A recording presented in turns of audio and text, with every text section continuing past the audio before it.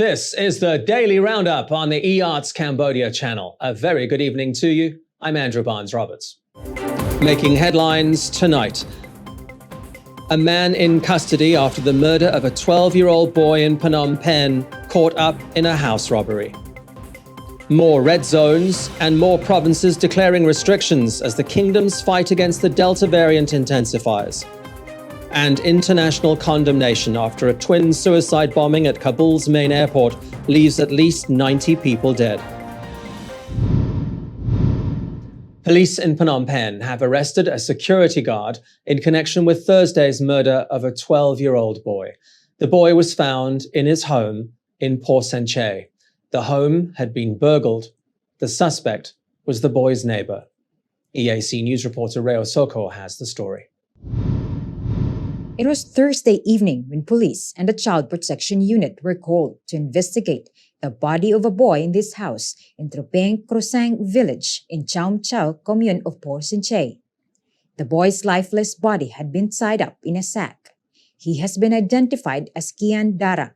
He had been left alone in the rented room when his widowed mother went to work at a nearby garment factory. According to the initial investigation by police officers, the neighboring security guard allegedly stole the boy's mobile phone, a $30 chain, and some cash before killing him. Port Sanchez District Police Penal Officer Captain Lee Sambat says there are signs of a scuffle between the victim and the accused. It's believed the murder occurred at around 4 p.m. on Thursday. Kiandara's body was found at around 6:30. Police are withholding the name of the security guard while the investigation continues. Rhea Soko, EAC News. The number of COVID-19 Delta cases in the kingdom is slowly climbing. The Ministry of Health confirmed on Friday that a total of 1,534 cases have been detected across the country. Only Kep and Croiche remain Delta-free, and the highest number of cases is in Phnom Penh. 43 new Delta cases have been discovered in the capital just this week. They take Phnom Penh's total to 450. Banteay Meanchey has the second highest number of Delta patients, 286. Oda Meanchey has 207. Siem Reap has 178. On Thursday, perhaps the most well-known market in the country was hit by a Delta scare. Phnom Penh's central market was temporarily closed after a Delta patient revealed they'd been shopping there on the 15th of August. A total of 384 vendors and nearby residents underwent rapid tests. 3 were positive, but it's not yet known if they have the Delta variant.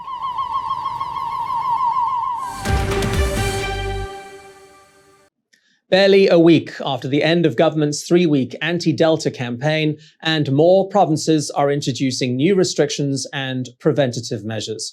As we know, Phnom Penh's will continue for 2 more weeks, but Kandal, Kampong Cham and Siem Reap have now announced their own restrictions. The border province of Preah Vihear was first to reintroduce red zones last week, and it's now declared 2 more. EAC News reporter Reo Soko has all the details.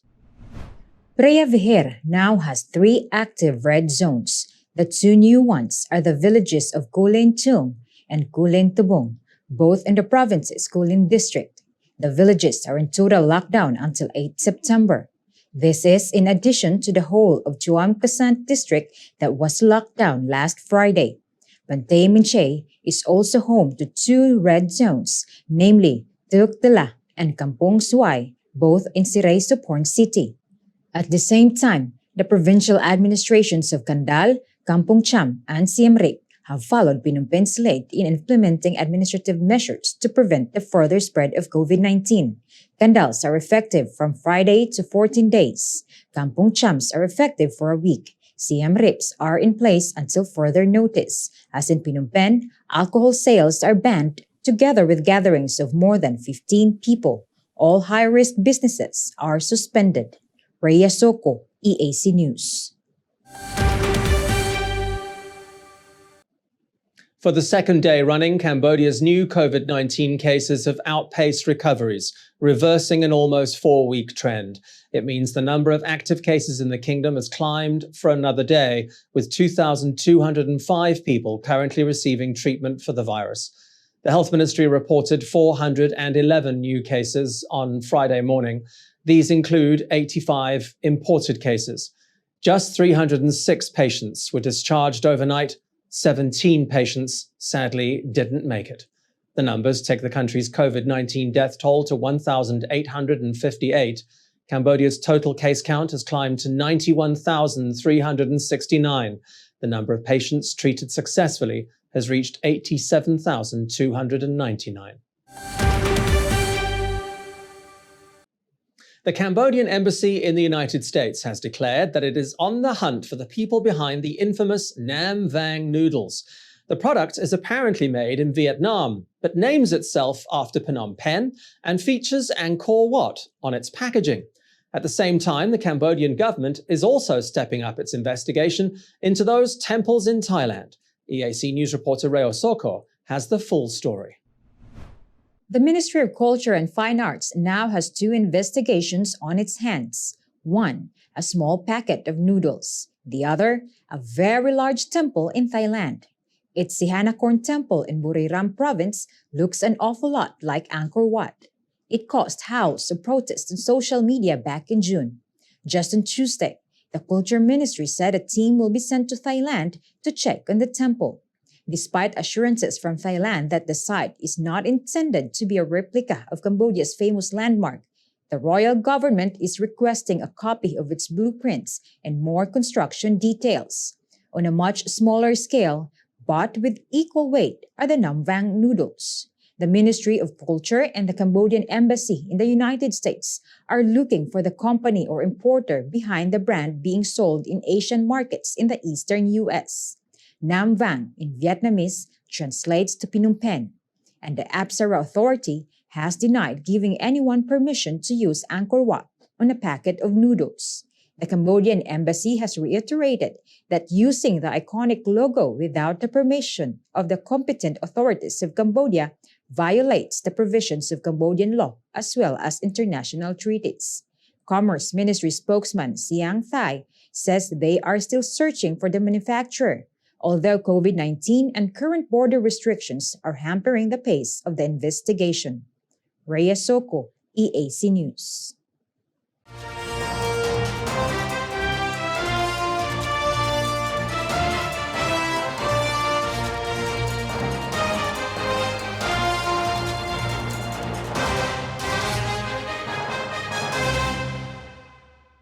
On to news now, making international headlines this Friday, the 27th of August, and one story dominates: the terror attack on Hamid Karzai International Airport in Kabul. At least 90 people, including 13 US troops, were killed when a suicide bomber blew himself up in the middle of a crowd that had gathered at one of the main entrances to the Afghan capital's airport. Minutes later, another suicide bomber targeted the nearby Baron Hotel. EAC News is showing you footage of the injured being rushed to nearby hospitals. Footage from the scenes themselves is just too graphic to broadcast. Warnings were received in the hours leading up to the attack. Further attacks have not been ruled out. The terror group Islamic State has been quick to claim responsibility. It has long been an enemy of the Taliban, which has strongly condemned the bombings. Condemnation also came from United Nations Secretary-General Antonio Guterres, who said the Security Council would be summoned. First of all, I'd like to express in the strongest possible way my total condemnation about the horrific terrorist attack in Kabul. To send my condolences to the families of all those that perished, Afghans, and those that were helping there, the Afghans, and died serving the lives of others. I have also asked my special representative to convey directly to Kabul my deep condolences to the Afghan people. Several Western countries say the evacuation of civilians is now effectively over, with the United States having sealed the gates of the airport. But British Prime Minister Boris Johnson is adamant that efforts must continue to airlift out those who wish to leave. I don't want to comment on intelligence matters, but I think what it possibly one thing we could say is this: that there were almost certainly members of the Taliban who were themselves killed in this attack, And perhaps what it proves is the difficulty that any government is going to have in running Afghanistan, and the threats that any government is going to continue to face. And what we want to do right now is to get on with this, finish off this process of evacuation, but then move into the second phase, where clearly we want to work with other partner countries in the G7 and others, in NATO and others, to engage with the Taliban, to try to get a political process going that gives a more inclusive future, an inclusive and representative government for Afghanistan, and one that commands the loyalty and support of the people of Afghanistan, because you can see from this attack that is not going to be easy. It is not known when the resumption of flights out of Hamid Karzai International Airport will be permitted.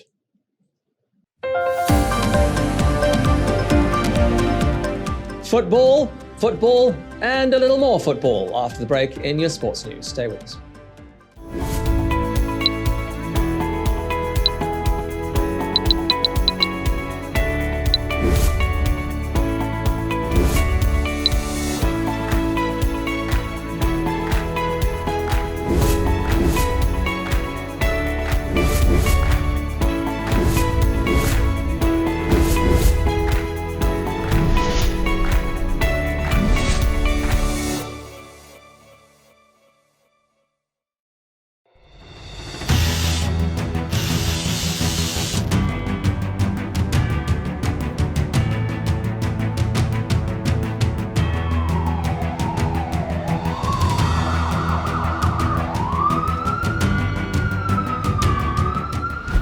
EAC News fully supports the Royal Government of Cambodia's preventative and administrative measures against COVID-19. But we need you to play your part in helping bring the 20 February community transmission event to an end. Wash your hands regularly, sanitize wherever possible. Keep an eye on your body temperature. Use the Stop COVID QR code and maintain a safe social distance. But above all, please, please, please, wear a mask. Only together can we beat COVID-19.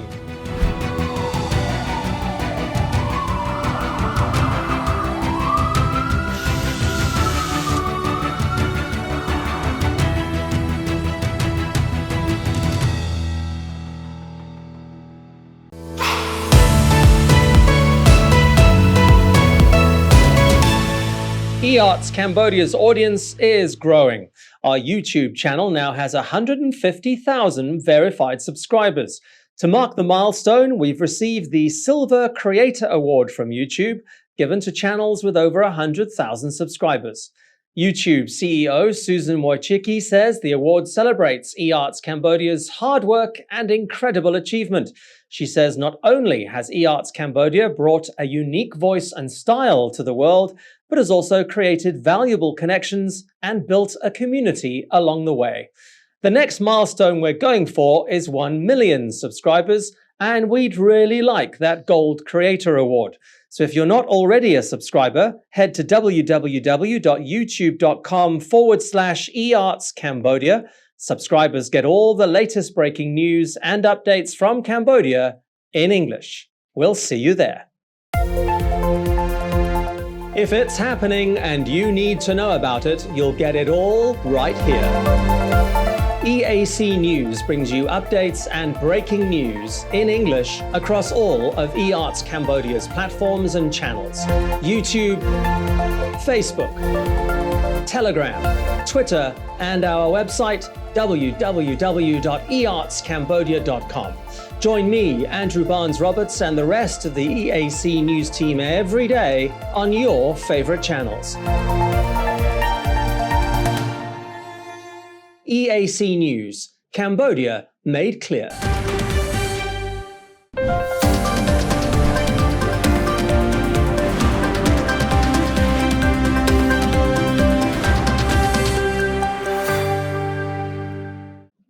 Thursday was a big night for football. UEFA announced its annual awards for Players and Coaches of the Year. Chelsea and Italy midfielder Jorginho was named UEFA's Men's Player of the Year for 2020-2021.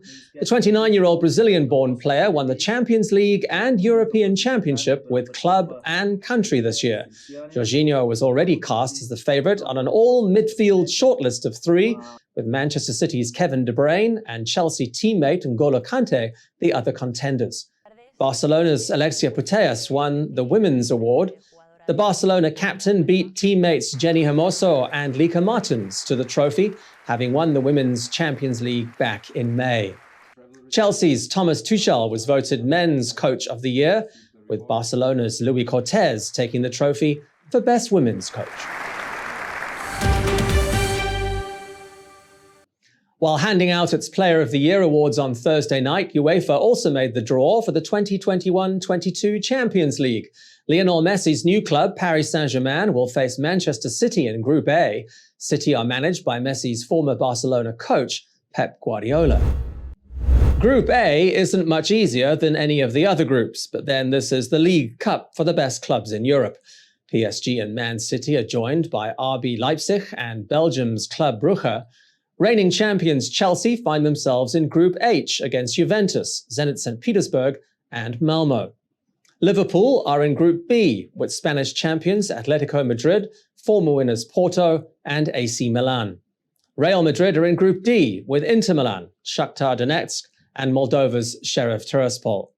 Barcelona have been drawn in Group E with Bayern Munich, Benfica and Dynamo Kiev. Manchester United will have another meeting with Spain's Villarreal in Group F, which will be a repeat of this year's Europa League final.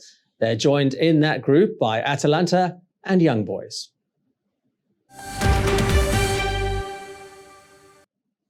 You know it's summertime in Europe when football players change clubs quicker than you change your underwear. And yes, it's that time of year.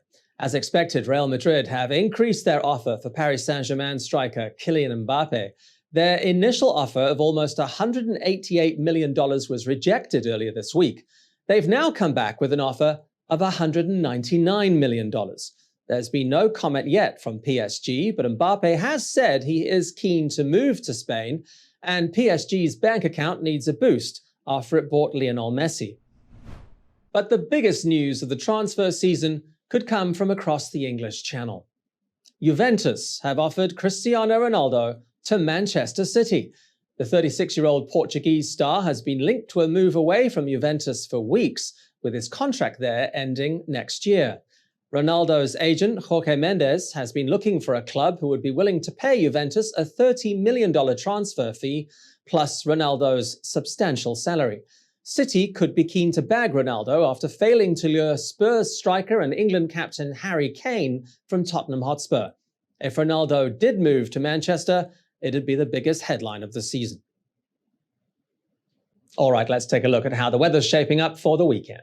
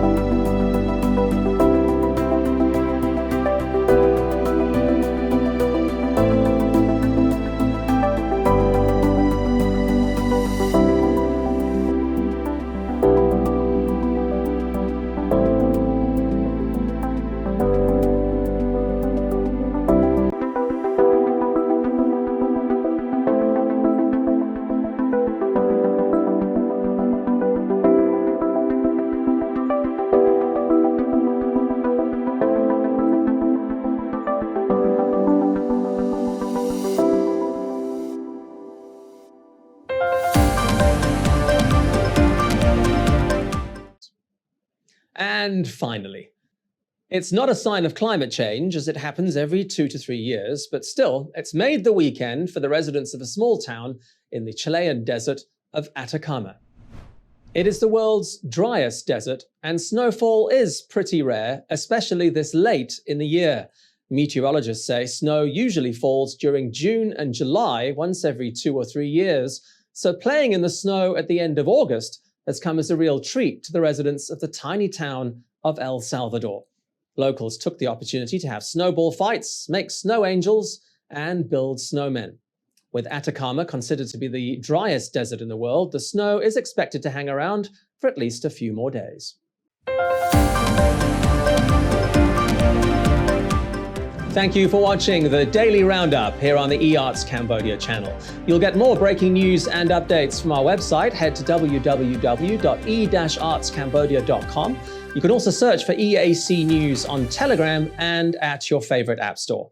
More from the EAC News team tomorrow night at 8 in the weekly Roundup. I'll see you then.